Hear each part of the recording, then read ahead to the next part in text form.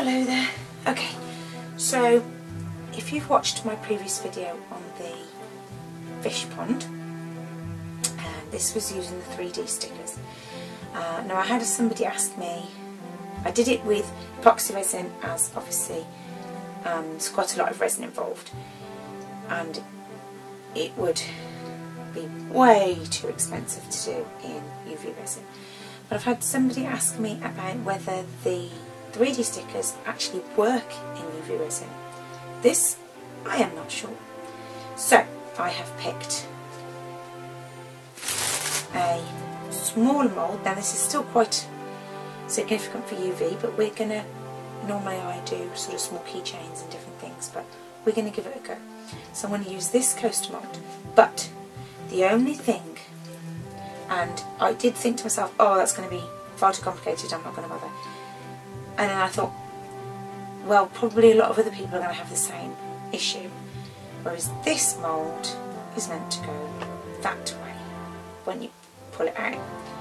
So we're actually going to try, this may turn out to be a huge disaster, but we're actually going to try and use UV resin with the 3D stickers upside down. Yep, I may regret this, upside down, because we need to cure it this way, so we need to reverse all our stickers. So instead of going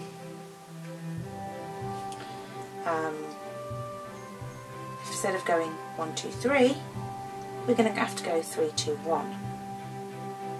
I may regret this, but we're going to give it a go.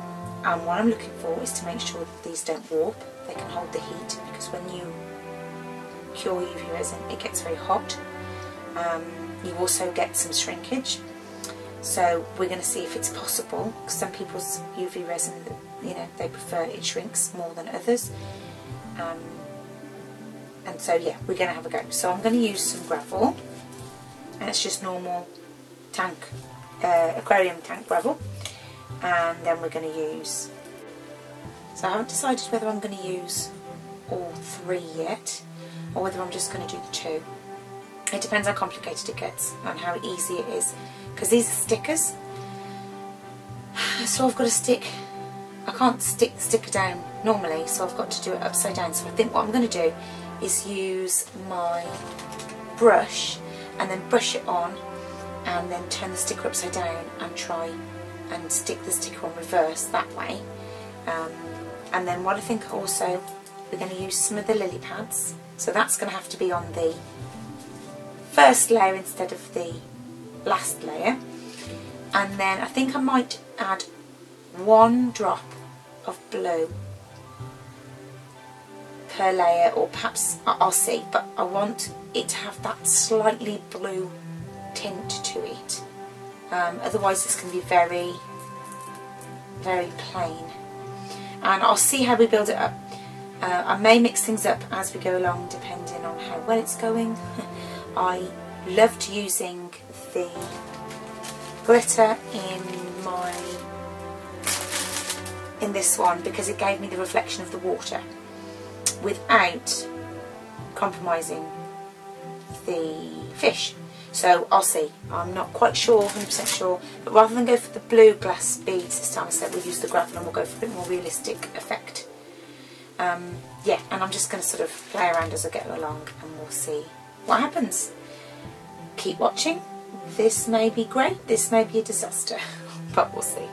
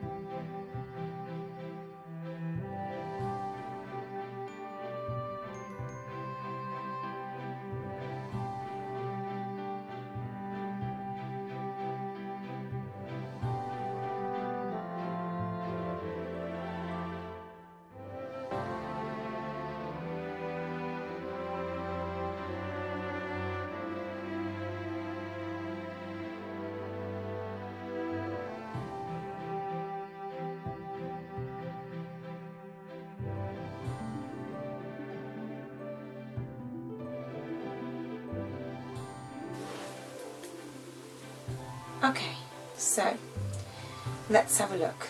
We're all set. The only thing I'm slightly worried about is that we're not going to be, now I've put the gravel in the background, that the fish won't stand out. But I have a little plan if that's the case. So